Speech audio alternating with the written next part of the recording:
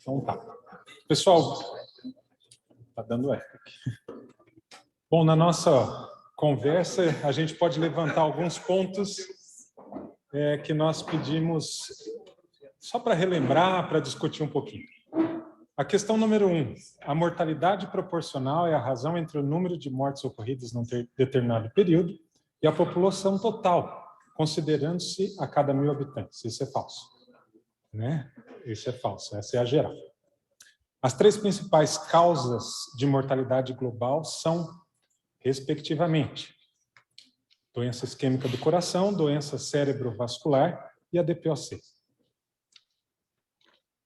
A fabricação de automóveis cada vez mais velozes e potentes tem se tornado um problema para países ricos, pois o número de acidentes de trânsito fatais tem aumentado e contribuído significantemente para o risco de morte total da população.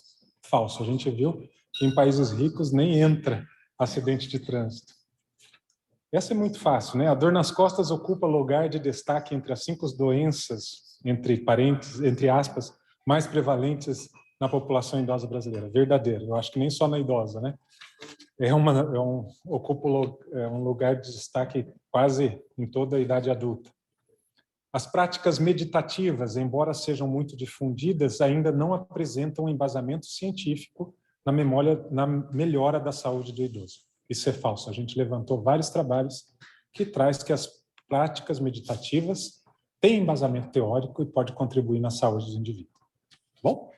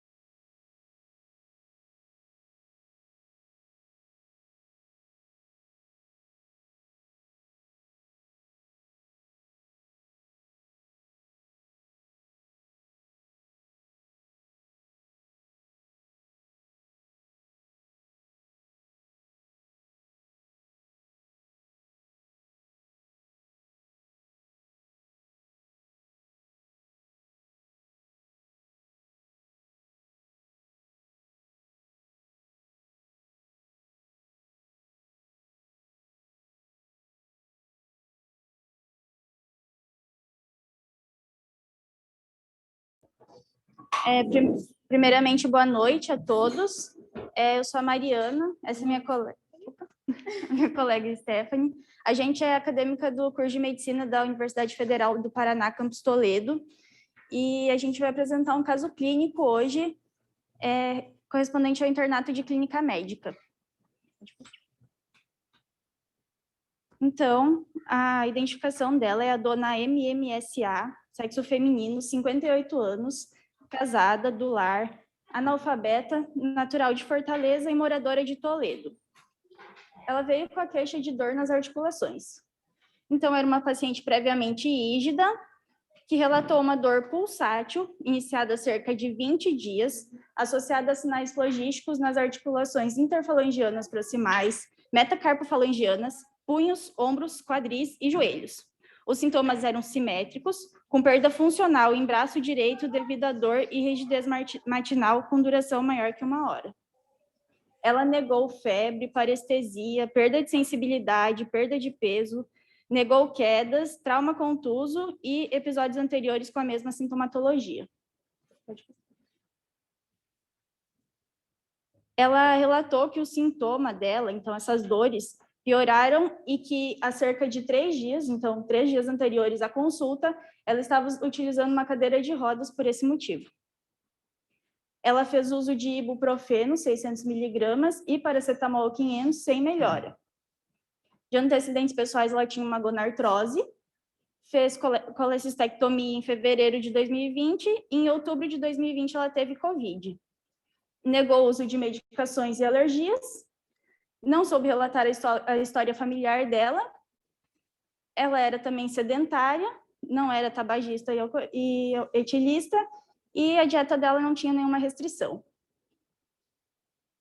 Ao exame físico, então, ela apresentava um regular estado geral, as mucosas estavam úmidas e coradas, afebril, anictérica, acianótica, lúcida, orientada e coerente, sinais vitais sem alterações, a ausculta cardíaca e pulmonar também sem particularidades.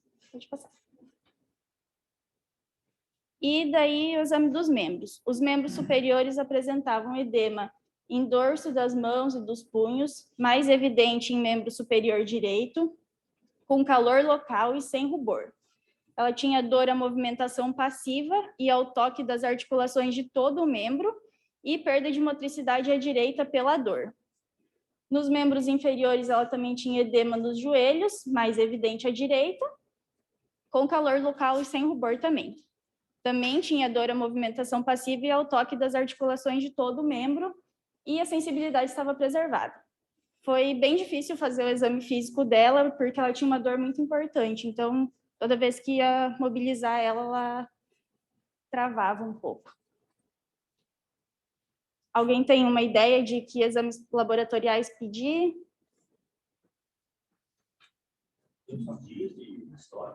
20 dias.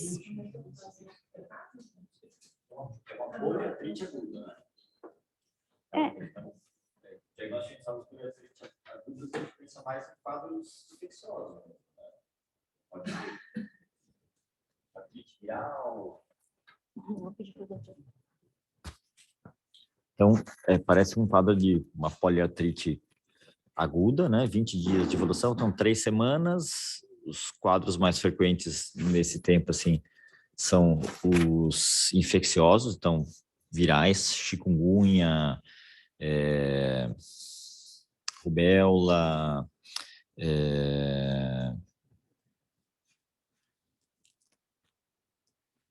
as hepatites virais podem se apresentar dessa maneira também, de maneira aguda, né? Então, se esses quadros são virais, geralmente eles têm uma evolução que se resolve espontaneamente em menos de 6 semanas, né? Então, a princípio, isso pode ser uma apresentação inicial de um quadro crônico, que começou só há 3 semanas, né? Mas nessa situação, assim, a gente não pode deixar de pensar em quadros virais também, né? E a gente acaba pedindo, então, sorologia para chikungunya, para rubéola, para hepatite viral, né? Além dos exames para diagnósticos iniciais de casos crônicos, como artrite reumatoide, lúpus, Sjögren, né? Alguém mais tem alguma ideia. Não, pode passar então. Então, a gente pediu alguns exames gerais e alguns exames mais específicos, pensando em um diagnóstico. Então, ela tinha um HB de 13, um HT de 32,41, VCM de 84, os leucócitos 4.640 sem particularidades, plaquetas de 196.000, ácido úrico de 2,22, a glicose de jejum 94, creatinina 0,66. Esses exames todos sem particularidades, né? Foram pedidos testes rápidos de HIV, sífilis e hepatites, todos não reagentes. E daí, do outro lado ali da tela, dá para ver que a gente pediu alguns outros exames. Então, VHS e PCR vieram alterados, né? Coloquei o valor de referência. O VHS veio 93, o PCR 95. A fosfatase alcalina veio dentro dos limites da normalidade. Fator reumatoide, látex, veio aumentado também, em 100. Fator reumatoide Waller-Rose veio não reagente, o FAN não reagente, e o anti-CCP veio 171, o valor de referência era 10. Alguém tem uma hipótese de diagnóstico? Então, assim, um quadro clínico de síndrome reumatoide, beleza? E tu tem um anticitrulinado cíclico positivo, que é muito específico para a artrite reumatoide. Agora, você não tem tempo, critério de tempo de doença, pelo quadro clínico dela. Seria isso. A minha dúvida é essa, e a minha principal hipótese é a artrite reumatoide. Então, a minha dúvida é essa. Minha principal hipótese é a artrite reumatoide, pelo quadro sindrômico reumatoide, poupando algumas articulações importantes, que a artrite reumatoide pulpa, né? E quadro laboratorial também. Mas o tempo, né? Dúvida ficar para o reumato. Para que não se perca tempo no tratamento, né? Então, em 2016, se desenvolveu um grupo de critérios que aumentou a sensibilidade do diagnóstico para artrite reumatoide, né? Para diagnosticar pacientes com quadros precoces, né? Com até 6 a 8 semanas de evolução, e com isso a gente perdeu a especificidade. Então, para que se trate mais pacientes com artrite reumatoide mais precocemente, porque isso triplica a possibilidade do paciente entrar em remissão sem remédio, né?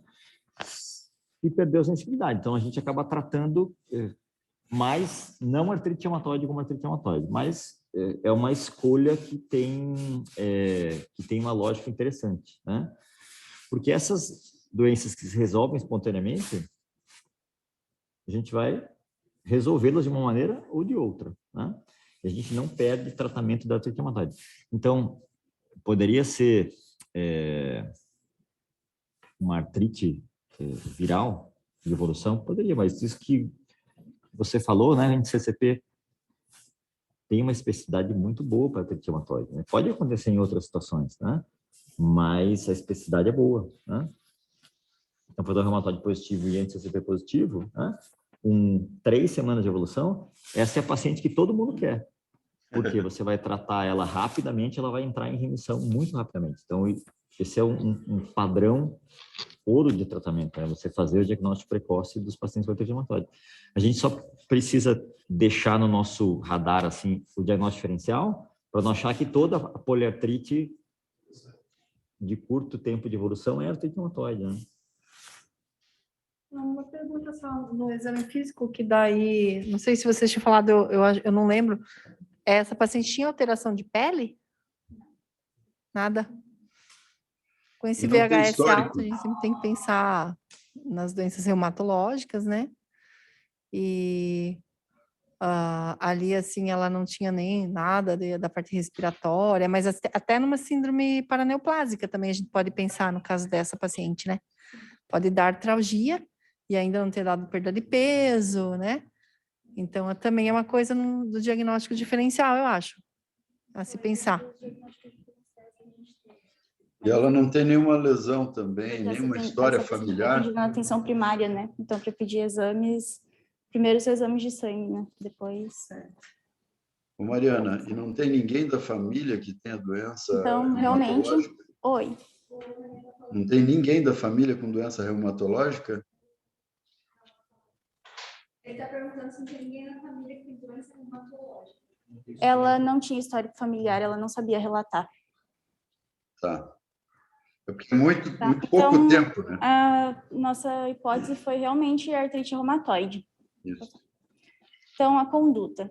Na atenção primária, né, que foi onde ela foi primeiramente atendida, foi iniciada a prednisona, 20 miligramas, um comprimido ao dia por 7 dias, e encaminhada ao reumatologista.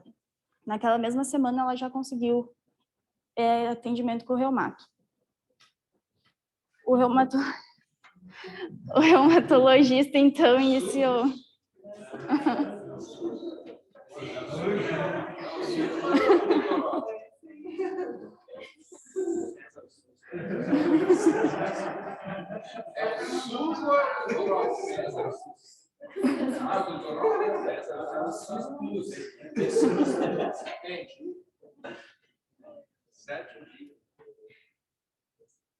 Então, o reumatologista, nosso conhecido reumatologista, iniciou o metotrexato, 6 comprimidos por semana, junto com o ácido fólico, 2 comprimidos por semana, 2 dias após tomar o metotrexato. Então, agora falando um pouco sobre a artrite reumatoide, vou fazer um pequeno resumo sobre a doença, se o Dr. Otto, qualquer coisa, quiser falar alguma coisa mais sobre. Então, a artrite reumatoide, ela é uma doença inflamatória crônica sistêmica. Normalmente a gente vê mais em articulações, mas ela também pode ter manifestações extra-articulares, como eu vou falar mais para frente.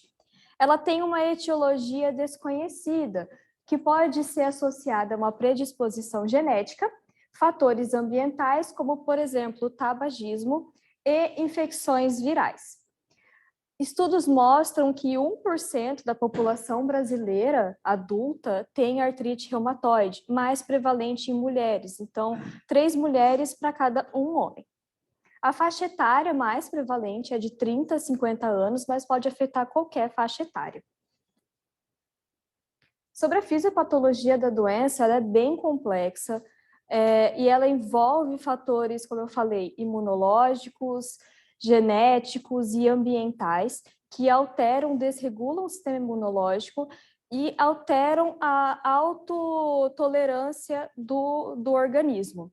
Então, pode haver complexos imunes, também pode não acontecer, pode não ter os anticorpos do fator reumatoide e anti-CCP na doença, eu vou falar mais para frente. E, normalmente, ela atinge a sinóvia, então causa uma sinovite periférica, como mostrada ali na imagem, uma articulação sinovial, onde vai ter uma destruição da articulação irreversível por proliferação de macrófagos e fibroblastos na membrana sinovial. E isso daí pode causar também uma erosão da cartilagem, do osso subcondral, da cápsula articular e ligamentos. Então, sobre os sinais e sintomas, o início da doença pode ser tanto súbito, como a gente viu na paciente, quanto insidioso. As manifestações sistêmicas, elas são inespecíficas, então pode haver uma rigidez matinal das articulações afetadas, fadiga generalizada e mal-estar, anorexia, fraqueza e uma febre baixa. Já as manifestações articulares típicas, dor, edema e rigidez. Normalmente, essa rigidez, ela dura mais do que 60 minutos. Então, o paciente acorda de manhã e fala que essa rigidez dura mais do que 1 hora. Tem também uma sensibilidade aumentada, eritema e calor. Como na imagem ali mostrada, uma mão normal, né? E ao lado, uma mão com artrite reumatoide, que atinge as articulações sinoviais. Então, aqui uma imagem diferenciando um dos diagnósticos diferenciais da artrite reumatoide é a osteoartrite. A artrite reumatoide, como eu falei, atinge as articulações sinoviais, mas ela poupa as interfalangianas distais, como mostra ali na imagem, a mão que não atinge a interfalangiana distal. Quanto à osteoartrite, ela pode atingir essas articulações, também articulações que não são sinoviais, como na coluna lombar. Pode passar. Já as manifestações extraarticulares, a gente pode ter linfonodomegalia, nódulos reumatoides, como mostrado ali na imagem à direita. Normalmente tem uma necrose no interior desses nódulos, que pode atingir até 30% dos pacientes que têm o diagnóstico de artrite reumatoide. Uma vasculite cutânea, como na imagem ali à esquerda, com necrose dos dedos, né? Uma doença intersticial pulmonar, que pode até ter também esses nódulos reumatoides, e não tem como fazer o diagnóstico sem a biópsia desses nódulos no pulmão.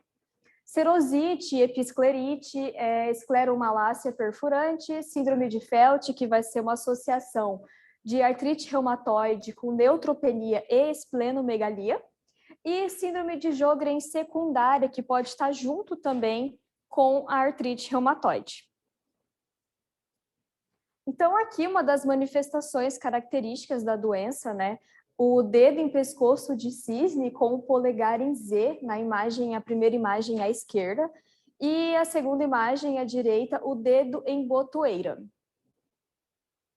Aqui na imagem, a primeira imagem à esquerda, sinovite, com uma tumefação das articulações metacarpofalangianas, com o desvio ulnar dos dedos, e na outra imagem, à direita, a mão em dorso de camelo, que vai ter o aumento do volume dos punhos e das metacarpofalangianas com uma hipotrofia dos interósseos dorsais. Então, o diagnóstico da doença, como a gente estava comentando aqui, né, ele pode ser pelos achados clínicos e os exames complementares. Normalmente, o achado clínico vai ser uma artrite poliarticular simétrica, como a gente estava comentando, que era o caso da paciente. Fator reumatoide pode estar presente, então tem uma sensibilidade de 75% e uma especificidade de 75%, desculpa, e uma especificidade de 85%. O anti-CCP tem uma sensibilidade de 75% e uma especificidade de 95%, como o doutor citou, como tinha o anti-CCP presente naquela paciente, né, aumentado, o diagnóstico de artrite reumatoide era muito específico. E ele, principalmente, ele é utilizado quando o fator reumatoide está negativo. Também, esses dois anticorpos, né, normalmente eles são usados mais para ajudar no diagnóstico, mas eles não são utilizados para avaliar a atividade da doença. Também tem o PCR e o VHS, que daí sim são utilizados mais para avaliar a atividade da doença. E se esses exames complementares estiverem normais, não vai excluir o diagnóstico da artrite reumatoide. O exame de imagem ele é complementar ao diagnóstico, então pode ser solicitada uma radiografia de mãos, de punhos, de pés, até mesmo de coluna cervical, da articulação atlanto-axial. E normalmente eles são mais solicitados para você fazer um acompanhamento da evolução da doença. Como ali a primeira linha de tratamento é feita com o metotrexato, como eu vou falar mais para frente, é também necessário solicitar exames complementares antes de iniciar esse tratamento. Com hemograma, plaquetas, TGO, TGP, anti-HCV, HBsAg, anti-HIV, creatinina e o raio-x de tórax. Pode passar. Quanto aos diagnósticos diferenciais, como a gente estava comentando aqui, né, que deu a discussão, a gente pode ter uma poliartrite viral. Normalmente pode ser causada por rubéola, parvovírus B19 e o vírus da hepatite B. Mas normalmente essa artrite tem uma curta duração. Também os alfavírus são frequentes, com a chikungunya, que vai ter daí associado febre, erupção cutânea, e vai ser uma artrite de 3 a 6 meses de duração. E outras doenças reumáticas sistêmicas, lúpus, síndrome de Sjögren, dermatomiosite, normalmente vai ter o fator reumatoide positivo, elevado, mas também vai ter outras características sistêmicas e outros anticorpos presentes. A osteoartrite, como eu falei, né, que vai ter aqueles nódulos de Heberden, que vai ser nas interfalangianas distais. A articulação carpo-metacarpal do polegar também vai estar acometida. Vai ter um inchaço duro e ósseo, uma rigidez noturna, e não vai ter erosão e nem cistos presentes nessa doença.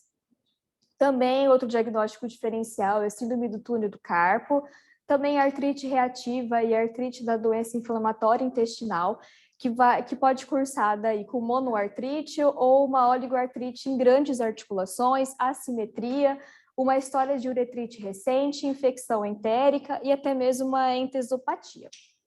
Ou então uma artrite psoriática, cristalina ou uma polimialgia reumática, essa daí mais frequente em pacientes com mais de 50 anos, com fator reumatoide negativo. Então aqui, como a gente estava citando, né, um dos critérios para fazer o diagnóstico, normalmente esse critério da American College of Rheumatology, ele é mais utilizado para uma classificação da doença, ele é mais utilizado para estudos. Não necessariamente ele é utilizado para diagnóstico, mas ele pode auxiliar no diagnóstico. Então, a gente tem, por exemplo, ali, envolvimento articular, né?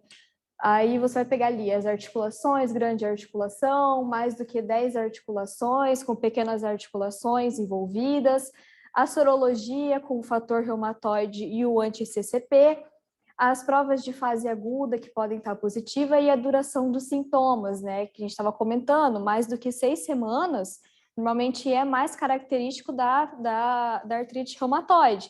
Mas se você pegar ali os outros critérios, o paciente já vai ter mais do que 6 pontos, já vai auxiliar no diagnóstico da artrite reumatoide. Mas lembrar que é apenas para classificação, para auxílio nos estudos e até mesmo na clínica, para poder auxiliar no diagnóstico. Então aqui eu coloquei uma radiografia de mãos, né, para mostrar as erosões marginais e a redução do espaço articular. Na osteoartrite não vai ter essa erosão marginal, mas na artrite reumatoide ela é bem mais frequente quando a doença está mais avançada. Então, o tratamento, o objetivo dele é a remissão da atividade da doença. Para você avaliar a atividade da artrite reumatoide, existem índices combinados da atividade da doença, como o ICAD, ou algum instrumento de medida de capacidade funcional, como o Health Assessment Questionnaire, o HAQ, que pode auxiliar para ver se a doença está ativa ou não. O tratamento não medicamentoso, então, falando novamente com a palestra do doutor, né, exercício físico regular, pode ser utilizado exercício físico resistivo, é bom também para a doença.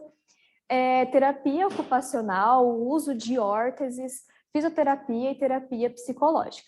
Quanto ao tratamento medicamentoso, aí a gente vai ter os anti-inflamatórios não esteroidais, glicocorticoides, medicamentos modificadores do curso da doença, os MMCDs, que podem ser tanto sintéticos quanto os biológicos, e os imunossupressores.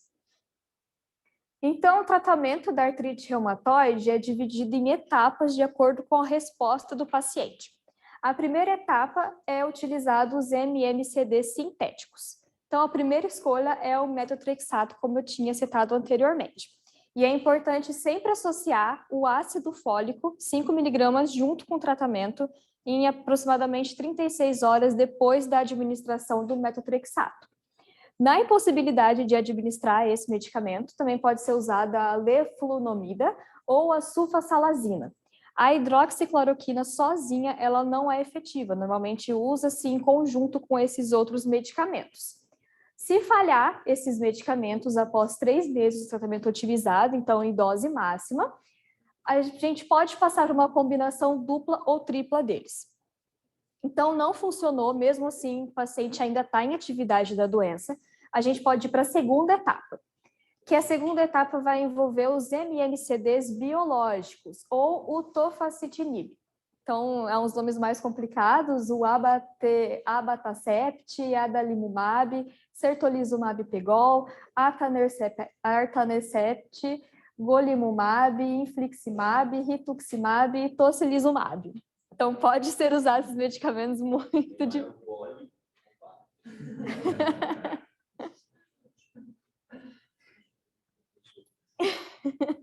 Então, esses medicamentos podem ser utilizados e se mesmo assim, depois de 3 meses, não deu certo, a doença persistiu ou teve uma toxicidade a esses medicamentos, pode utilizar a terceira etapa, que vai ser os MMCDs biológicos ou o tofacitinib, associado a um MMCD sintético. O tratamento com o imunossupressor, normalmente, ele é mais para manutenção, só que ele tem uma incidência grande de eventos adversos, então tem que entrar bem em acordo com o paciente como que vai ser o tratamento dele. E para os sintomáticos, a gente pode usar os anti-inflamatórios não esteroidais ou o glicocorticoide, de preferência na menor dose possível, pelo menor tempo possível. Os principais são utilizados ibuprofeno ou naproxeno por pelo menos 3 meses até os MMCDs fazerem efeito. Depois disso, pode fazer um desmame do glicocorticoide também, quando começar a fazer o efeito do MMCD. Então, aqui eu coloquei uma tabela para mostrar os principais MMCDs, sintéticos, que são utilizados. Então, o principal ali é o metotrexato, né, que pode ser usado tanto de via oral ou intramuscular, aí entra de acordo com o que o paciente vai preferir, que pode ser utilizado durante a dose, um comprimido é de 2,5 miligramas, então pode ser de 3 até 10 comprimidos. Por que eu coloquei, né, essa tabela para mostrar tanto hidroxicloroquina, sulfasalazina ou a leflunomida? Porque a doença, quando você diagnostica ou tem a suspeita, você tem que caminhar para o reumatologista. E até o paciente ir para o reumatologista, é importante você já começar a utilizar esses medicamentos. Como o doutor Otto falou, que é importante pegar logo no início essa doença para começar a tratar, para não evoluir para aquelas erosões ósseas, diminuir a incidência das fases mais destrutivas. Então, por isso que eu coloquei. Então, na atenção primária, você já pode iniciar o metotrexato depois de solicitar os medicamentos e avaliar a possibilidade de ter uma artrite reumatoide.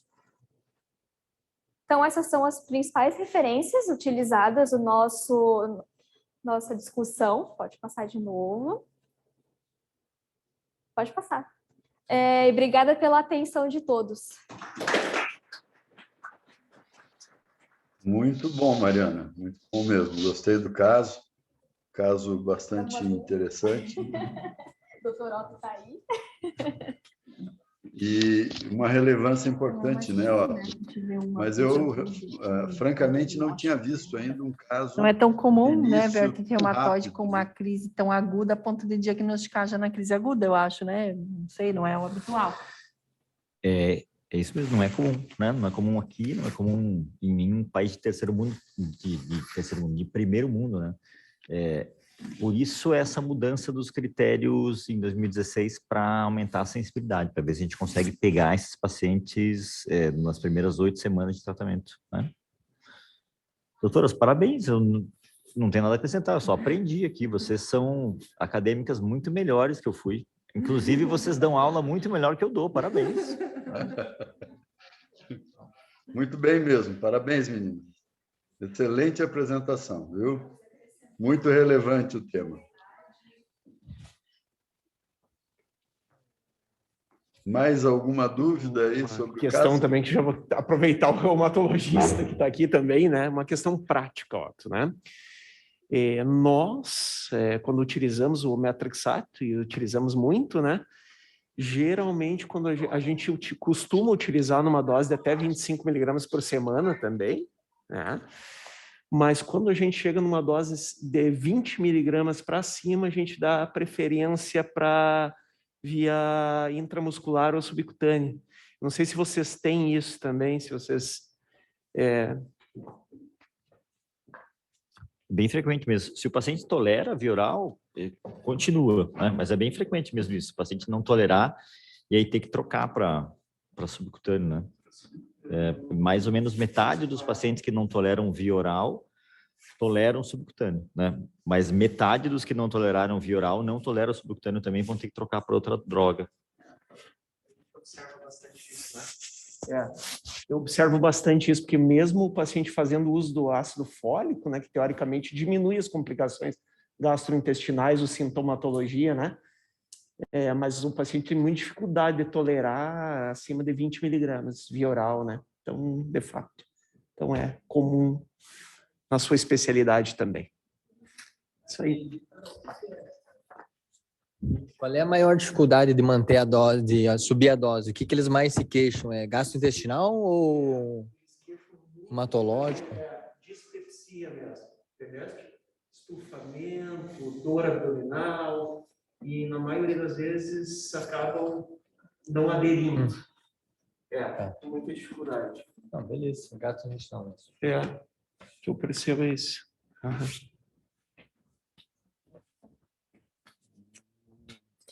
Quando a gente faz diagnóstico precoce da artrite reumatoide, a capacidade do metrexato de fazer a doença entrar em remissão, ela é igual a qualquer outro remédio biológico.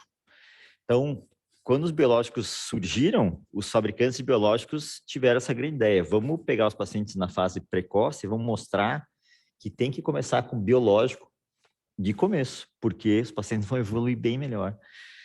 E aí eles caíram do cavalo, porque parece que existe uma janela terapêutica. Quando você começa a tratar precocemente, qualquer remédio vai bem. Então, o metrexato, precocemente, é tão bom quanto o mais caro dos biológicos, né? Então, por isso, essa mudança para uma sensibilidade maior, a gente acaba tratando doenças que não são artrite reumatoide. Fui lá no doutor, ele me curou. Em 3 semanas eu estava bem, né? Nunca foi artrite reumatoide.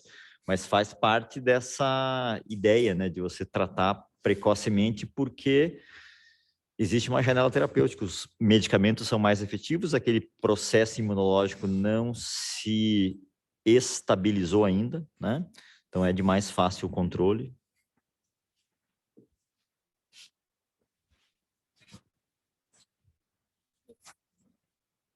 Mais alguma dúvida para o Dr. Otto? Não? Alguém está mandando. Mandaram no grupo aqui da nossa turma. Qual as contraindicações para usar o metotrexato? E por que tem que pedir aqueles exames? O doutor responde. Então, como todo imunossupressor, se o paciente tiver alguma doença ativa, você não pode usar, né? Se o paciente tiver alguma penia, anemia, leucopenia, plaquetopenia, você precisa investigar isso primeiro, né? Se o paciente tiver insuficiência renal ou insuficiência hepática, os efeitos colaterais do metrexato são muito aumentados, então a gente prefere usar outros tipos de medicamentos, né? Mas raramente a gente tem problemas de usar o metrexato. É um remédio muito antigo, tem mais de 50 anos de mercado, né? E é aquele remédio que as indústrias farmacêuticas odeiam, porque é barato, funciona, todo mundo tem acesso, né? Professor, igual a hidroxicloroquina, né? Então, a hidroxicloroquina, até ano passado, ela era considerada uma medicação sem mudança na evolução natural da artrite reumatoide, né? Aí, esse ano, saíram as novas recomendações do Colégio Americano de Reumatologia, nos quadros de artrite reumatoide leve. Então, a gente usa algum índice de atividade de doença composto. Esses índices são bem simples, né? Geralmente, eles avaliam dor, inchaço, né? Alguns deles usam alguns exames. E aí, quando esse paciente tem um score de doença leve, você está autorizado a usar a hidroxicloroquina como medicamento modificador de curso de doença, né? Então, até ano passado isso não era verdade. A hidroxicloroquina era só um sintomático, né? Então, a hidroxicloroquina é um outro desses remédios antigos, né? Que tem mais de 50 anos, né? O pessoal da dermatologia usa muito, na reumato se usa muito, né? Uma medicação que muda a história natural do lúpus, né? Muda a história natural de um monte de doenças, autoimunes. E é isso, é um remédio barato, né? E que funciona muito bem em muitas doenças, né? Infelizmente não funcionou. Infelizmente não funcionou para o Covid, né?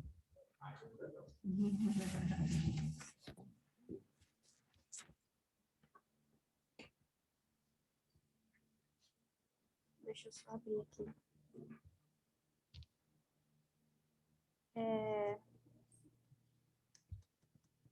Gente, alguém mais quer perguntar alguma coisa? Eu não tô ouvindo. Eu acho que bem tranquilo, né? Excelente aula, meninos. Obrigado mesmo. Obrigado pela participação do Dr. Otto, de todos, viu? Mandou alguma coisa. Não, o professor Renê tá falando, mas tá bem baixo o áudio. Ah, a Karina tá ouvindo.